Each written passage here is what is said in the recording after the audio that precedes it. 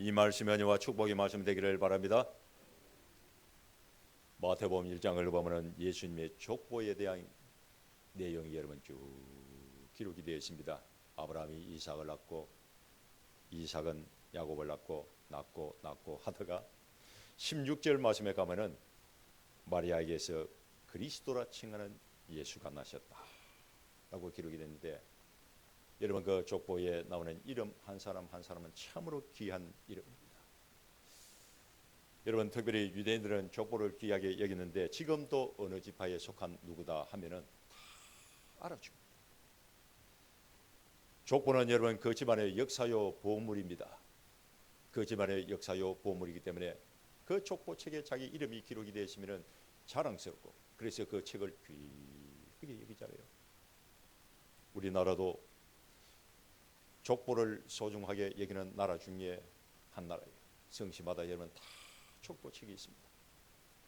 로마서 16장을 보면 16명의 이름이 여러분 쭉 기록이 되어 있는데, 사도 바울이 자기를 도와주고 함께 동역을 했던 사람들의 이름과 사역을 간단하게 기록을 해놨는데, 지금도 별과 같이 그 이름이 반짝반짝 빛이 납니다.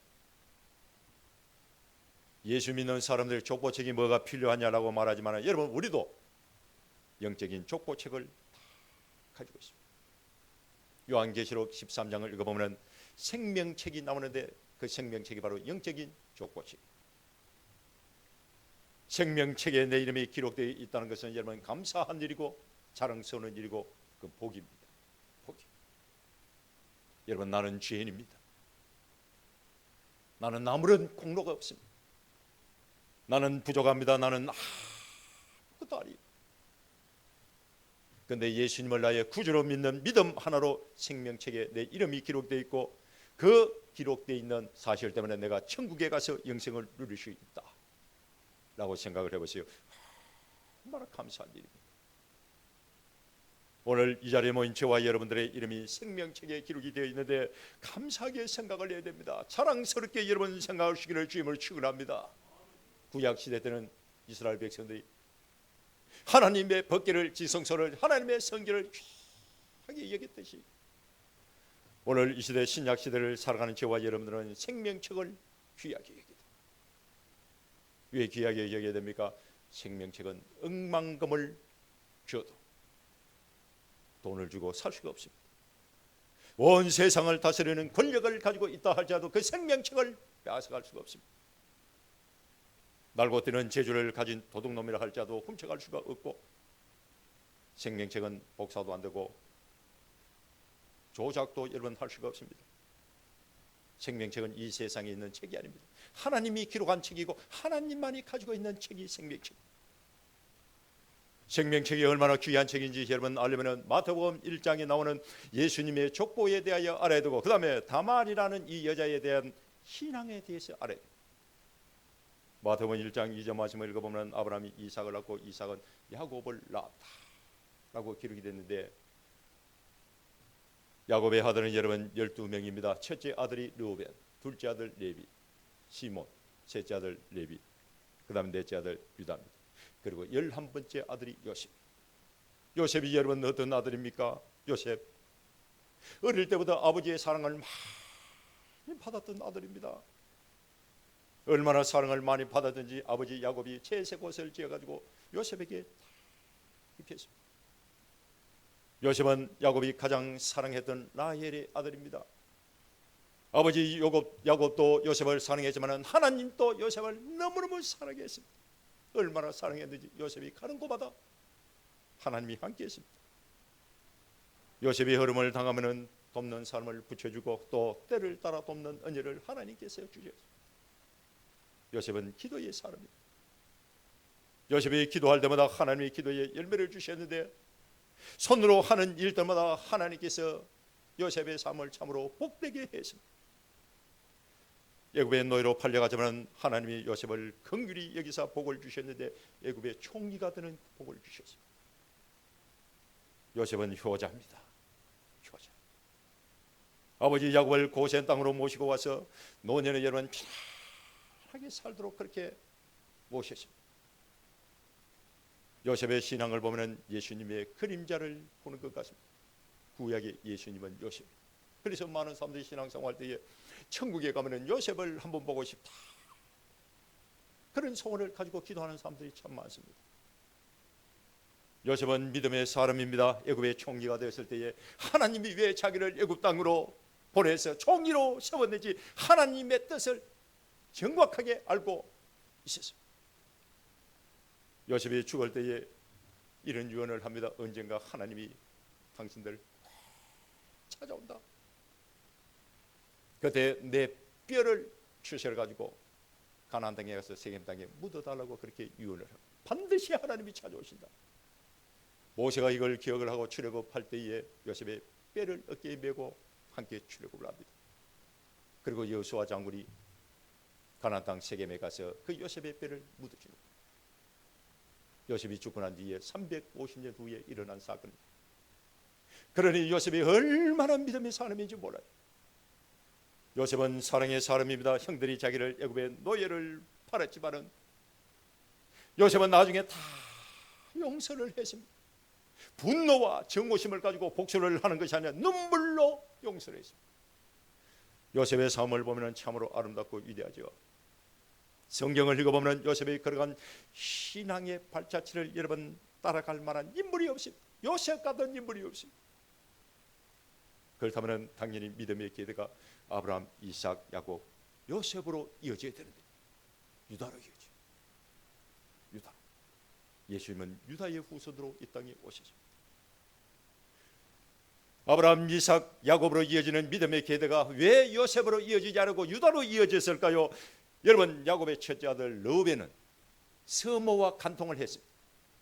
레위와 시몬은 할례를 빙자해서 그 자기 동생 다말이 성폭행을 당하자 하몰과 그 세겜 땅에 살고 있는 사람들 칼로 다 찔러 죽였습니다.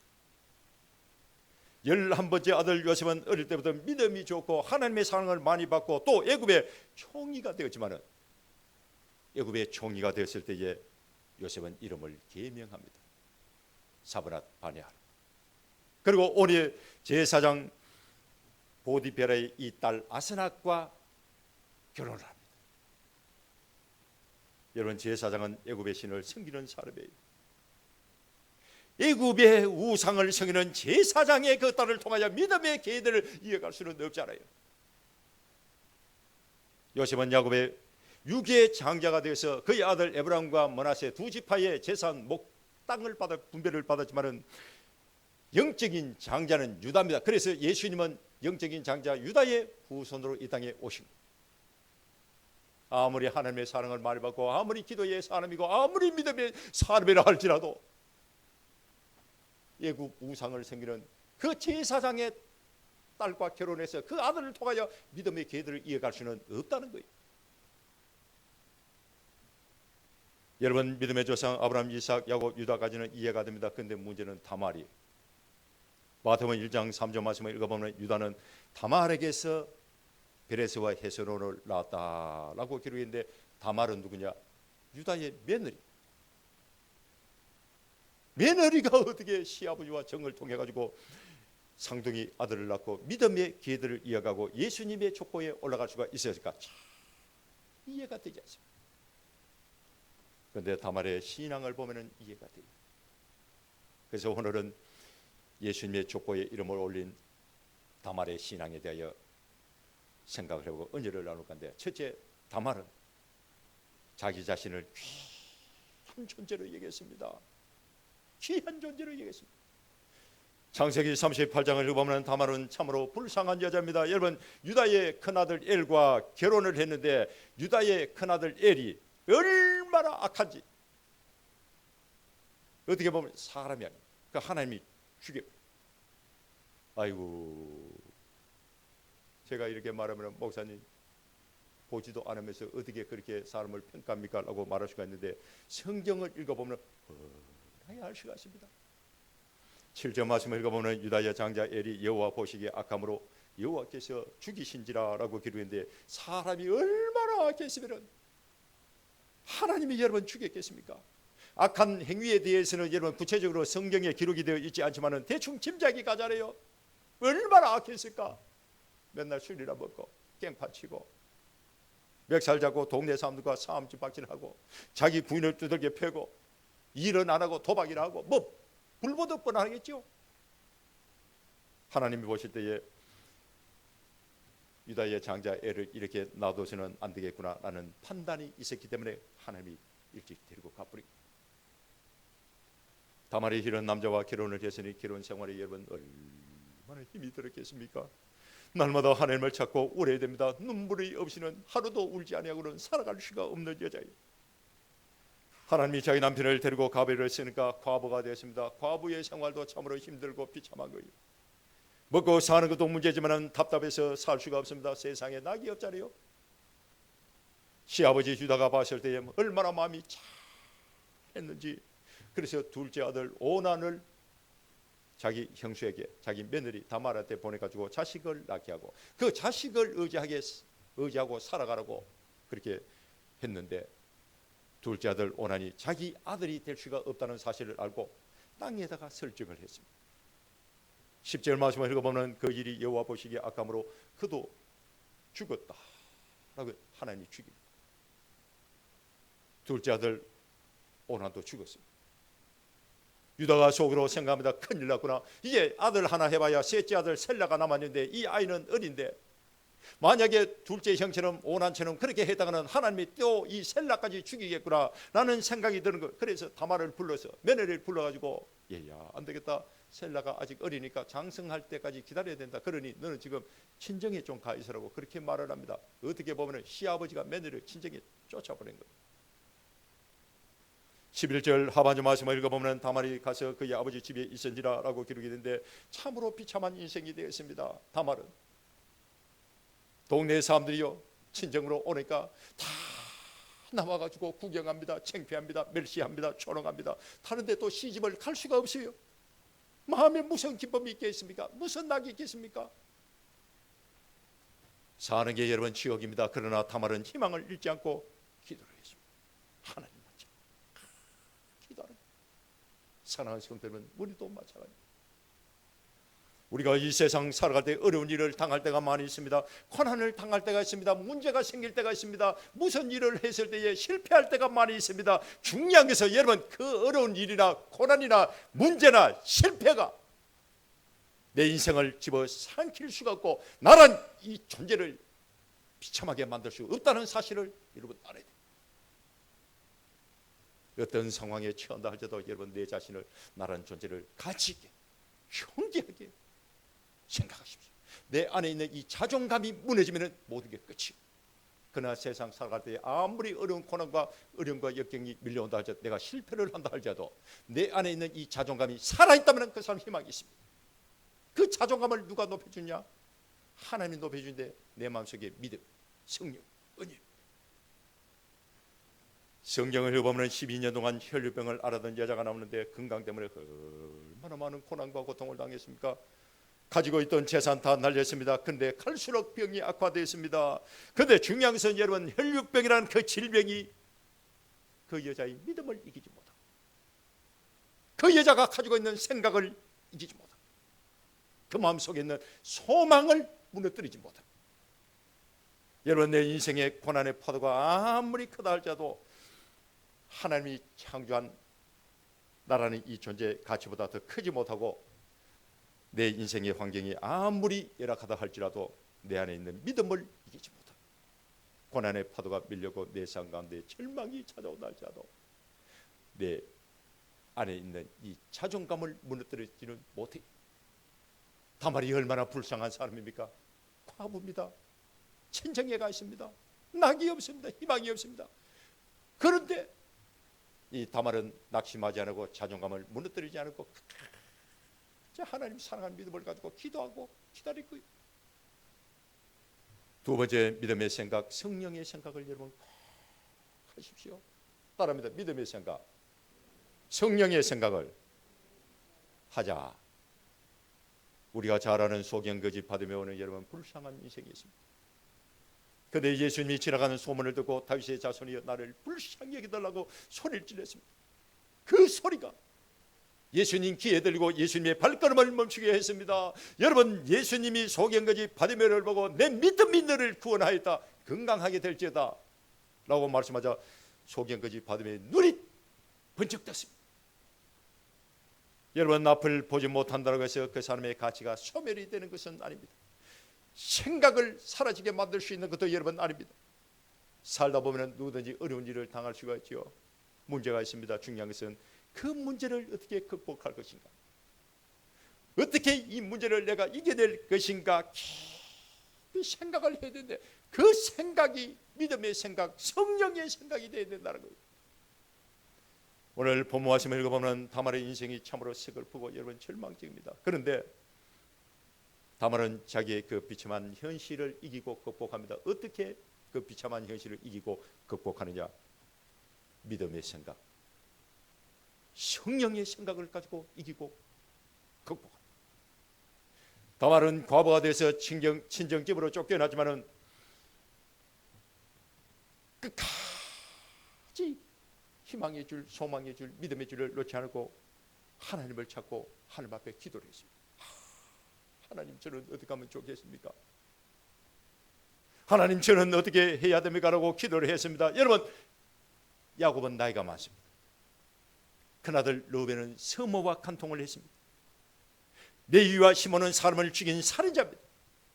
요셉은 애굽의 노예로 팔려갔는데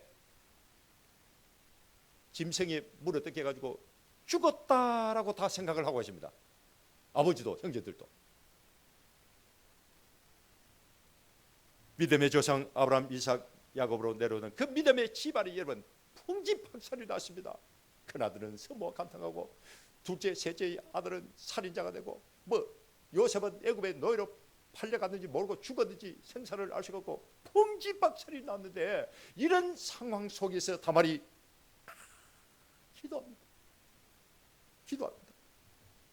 하나님, 제가 이 집안을 위하여 할 수 있는 일이 무엇일까요? 이 집안이 믿음의 가정인데 믿음의 가정 되기를 원합니다. 이 집안을 일으키고 싶습니다. 하나님의 뜻이 어디에 있습니까? 라고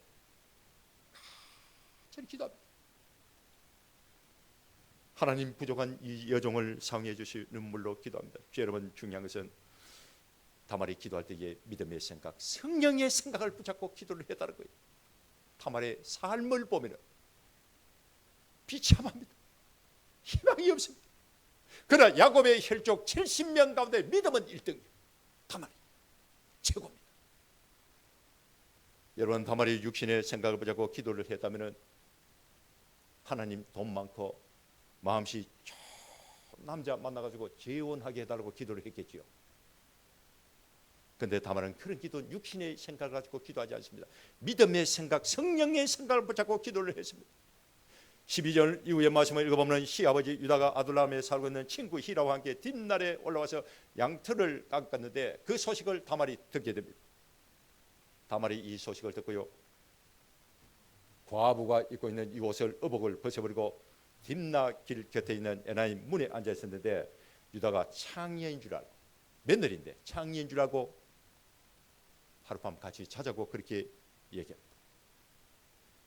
그리고 동침을 하고 임신을 하게 되는데 석 달이 지난 이후에 어떤 사람이 유다에게 말합니다. 당신 며느리 다말이 행음을 하였고 임신을 하였다. 이런 얘기하니까 유다가 그 소리 듣고 청천벽력 같은 소리를 듣고 어디 가냐, 끄집어내 가지고 당장 불에 태워 죽여라고, 화형을 시키라고 그렇게 얘기합니다. 이게 율법이.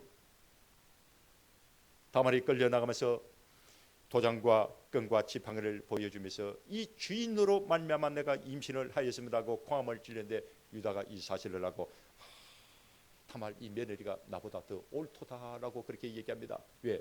셀라가 자기에게 다시 보내야 되는데 안 보내고 하니까 다말이 자기와 동침을 하고 애를 낳게 됐는데, 유다가 그 소식을 듣고 며느리 다말이 나보다 더 옳도다 이렇게 얘기합니다.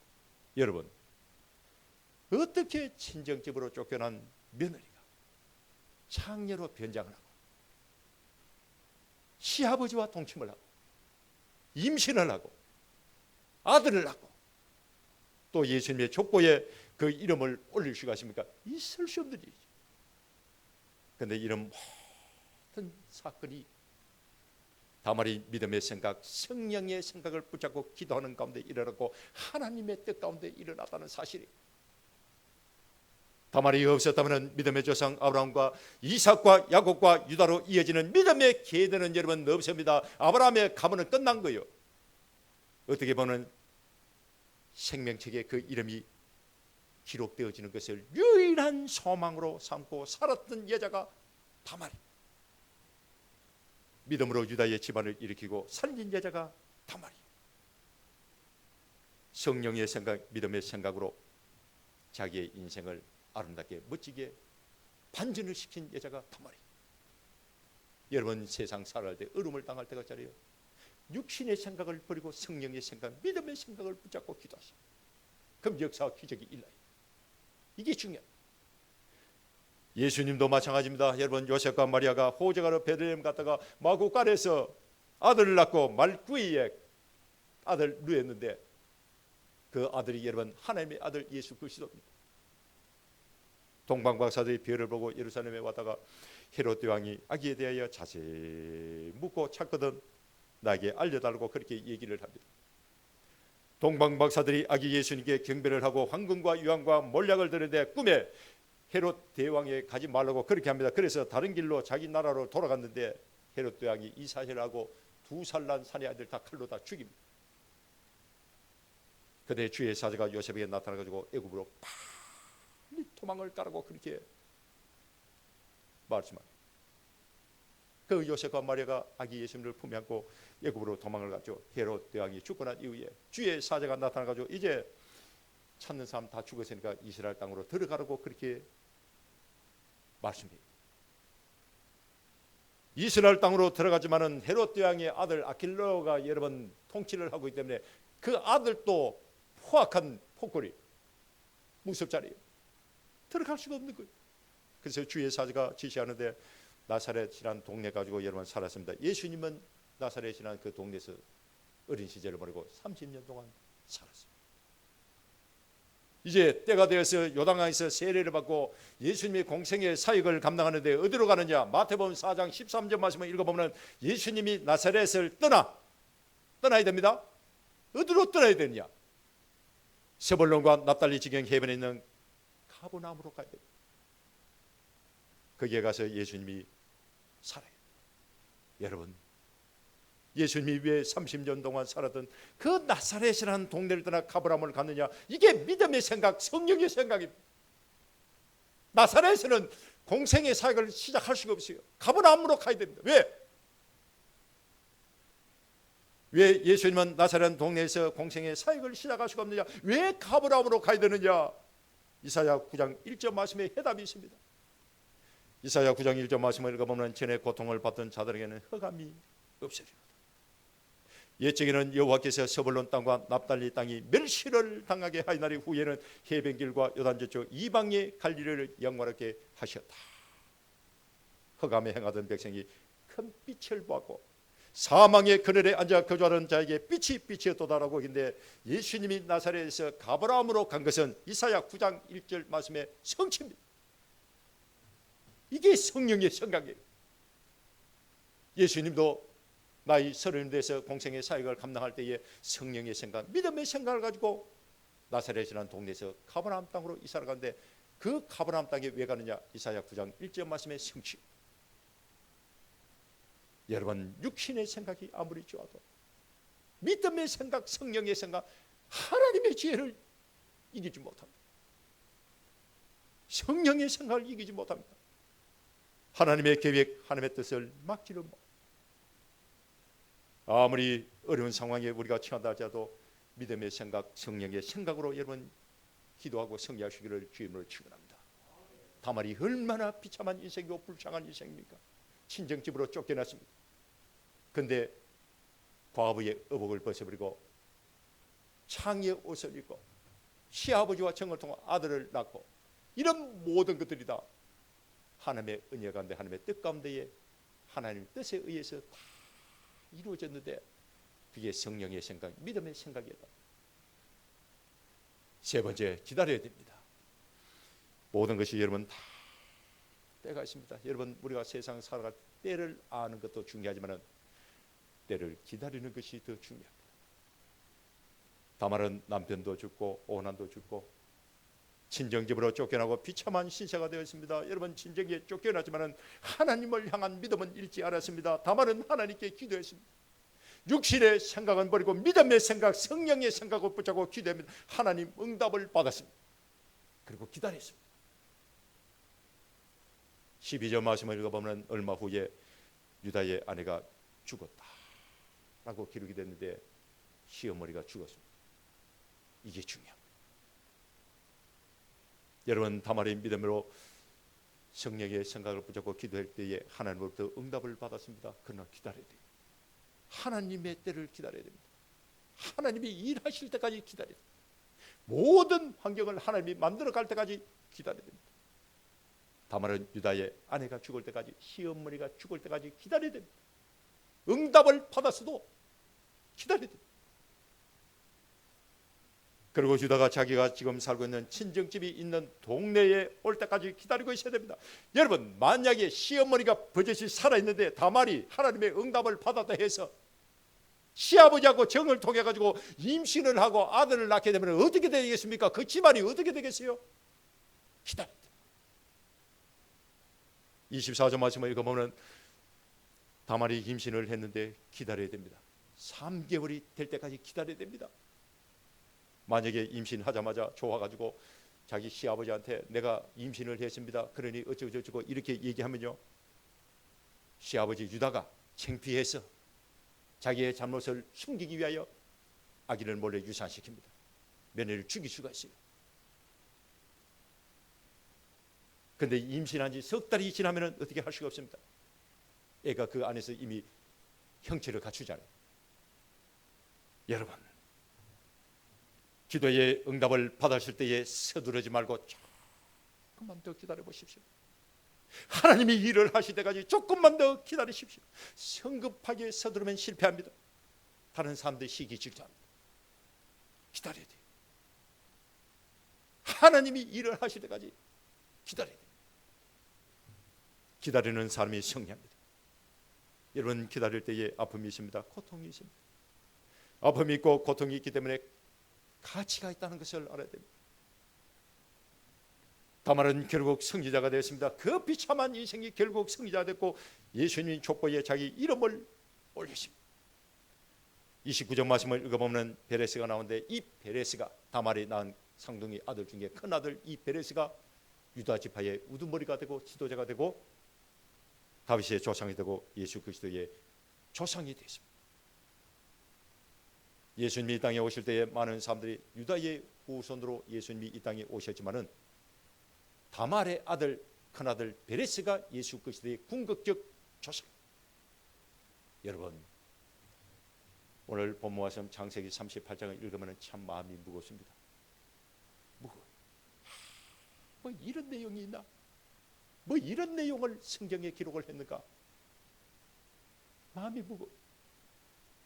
그런데 우리가 알아야 되는 것은 그 무거운 내용 가운데 다말의 신앙이 여러분 보석처럼 숨겨져 있고, 그 보석이 마태복음 1장에 가서 반짝 빛이 나고 있다.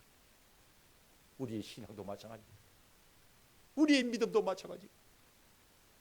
우리의 믿음이 처음에는 시작할 때는 이런 미비하고 아무것도 아닙니다. 그러나 세월이 지나가는 이후에 주님 앞에 서는 그날에 멸류관받고 상급받고 칭찬받는 그런 신앙과 믿음으로 성경에 가야 됩니다. 처음에는 여러분 우리의 신앙, 우리의 믿음이 숨겨져 있어도 나중에는 반짝반짝 빛이 나는 보석이 돼요. 여러분, 스포츠나 게임이나 음악이나 예술 분야에 여러분 탁월한 성과가 있고 업적을 남긴 그런 사람들 있잖아요. 그런 사람들 이름을 전시관에 여러분 전시하는 그 명예의 전당이라고 그렇게 얘기합니다. 요즘은 여러분 어느 한 건물에만 국한하지 않고 제한하지 않습니다. 길거리에도 벽에도 그 사람의 그림을 그려놓고 인물을 그려놓고 조각상을 만들어놓고 그렇게 해요. 그 명예의 전당에 자기 이름이 올라가고 사진이 거리에 붙는 거 참 자랑스러워지죠. 역사의 한 조각이 됩니다. 영원히 가자리. 군산에 가면 여러분 김수미 그 길이 있어요. 우리 길도 여러분 장기리로가 있잖아요. 얼마나 귀합니까? 그러니 많은 사람들이 명예의 전당에 자신의 이름이 기록되기를 바라고 있습니다. 노력을 합니다. 그런데 우리가 알아야 되는 것은 명예의 전당에 이름이 기록되어지는 것 너무 부러워할 것은 없습니다. 명예의 전당보다 더 귀하고 가치가 있는 생명책에 우리의 이름이 기록되어 있습니다. 우리도 다말과 같이 이런 신앙의 발자취를 남겼을 하나님이 직접 기록하고 하나님이 직접 가지고 계시는 생명책에 내 이름이 기록되기만 하면 그 가치와 열매는 비교할 수가 없습니다. 하늘과 땅 차이입니다. 우리의 신앙과 우리의 믿음이 세상 사람들 눈에 보이지 않는 하나님의 영광을 여러분 바라볼 수 있기를 주님으로 축원합니다. 사도 바울은 그래서 앞에 있는 것을 찾기 위하여 뒤에 있는 것을 다 잊어버렸다라고 말했습니다. 자기가 가지고 있는 모든 것을 다 배설물로 버렸습니다. 푯대를 향하여 걸어간 것이 아니라 달려갔고 그리스도 예수 안에서 하나님이 위에서 부르신 부름의 상을 향하여 달려갔습니다. 사명을 완수하기 위하여 자기의 생명조차 조금도 귀하게 여기지 아니하였다라고 사도 바울이 고백을 했습니다. 우리의 신앙과 우리의 믿음이 이런 신앙, 이런 믿음이 되는 그럼 100% 하나님 생명책에 이름이 기록될 것이고 예수님이 멸관을 손에 들고 저와 여러분들을 기다리고 계실 것입니다. 여러분 자신을 정직하게 여기십시오. 세상 사는데 고난을 당할 수가 있습니다. 많은 비바람이 몰려옵니다. 얼음을 당하고 실패할 수가 있습니다. 아무리 고난의 파도가 크다 할지라도 내 안에 있는 이 존재의 가치를 소멸할 수가 없습니다. 내 생각을 무너뜨릴 수가 없습니다. 내 희망을 꺾을 수가 없다는 것을 알아야 돼요.